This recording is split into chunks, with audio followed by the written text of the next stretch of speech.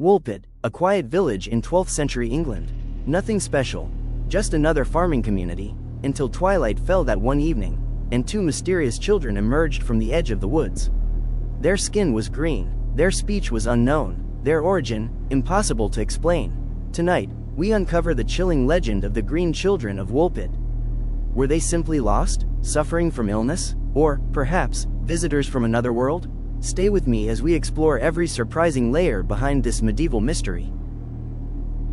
According to medieval chroniclers, sometime during the 1100s, villagers from Woolpit discovered two children, one boy, one girl, standing silently beside the wolf pits. The boy held the girl's hand but remained sullen and unresponsive. What startled the villagers most was their appearance. Their skin had a strange, pale green tint, like a plant sprouting in shadow. Their clothing was unfamiliar, rough, ill-fitting garments no one in the village recognized. They wouldn't eat bread or meat. Instead, they accepted only beans, strange, small, and unknown to the villagers. These weren't hungry travelers, they were something else entirely. Over the following weeks, the girl slowly adapted. She accepted cooked beans readily and, over time, began to recover. Remarkably, she also started speaking in broken English, though with a strange accent and limited vocabulary. The boy, however, remained silent and frail. One major breakthrough came when they mentioned St. Martin's Land, an unfamiliar place they described as always dimly lit, a world of twilight, with strange landscapes illuminated only by a faint, diffused glow. They spoke of rivers, tunnels, and fields bathed in perpetual dusk. As they lived among the villagers, the green gradually faded from their skin. At her baptism, the girl's skin resembled that of any English child, though she kept her odd accent. Tragically, the boy fell ill shortly after baptism and died. His green tint vanished forever into the earth.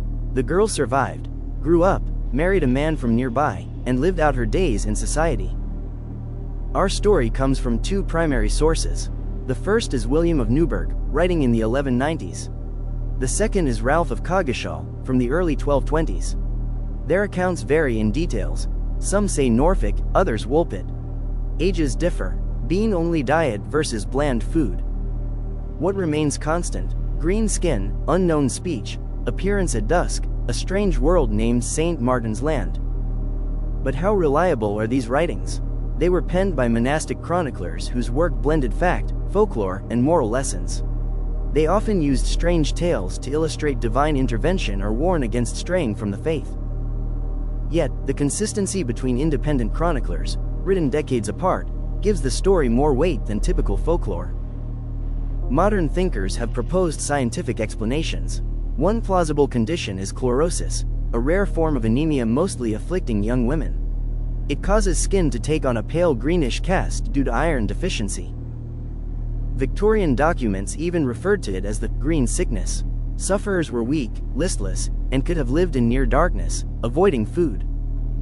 While chlorosis might explain the green hue and frailty, it doesn't fully account for an unknown language or a survival story involving two children emerging from the woodland. Other medical theories include hyperbilirubinemia, or excess bilirubin, which turns skin yellow-green, or copper poisoning, though such scenarios are rare in medieval villages. Medical science might explain the color, but what about the rest? Here's a more grounded theory. The children were Flemish. During the 12th century, many Flemish settlers lived nearby. They spoke a language unfamiliar to Anglo-Norman villagers, and their accent or dialect could easily have been indecipherable. Refugee children in panic might cling together, say strange words, and reject local food. Beans may have been their nutritional staple or comfort food. The twilight origin, St. Martin's Land, possibly a remembered place from shadowy folklore, or even a corrupted place name foreign to their adopted tongue. This would make the story one of culture clash, fear, and tragic misunderstanding, still extraordinary, but fitting within history's migratory patterns.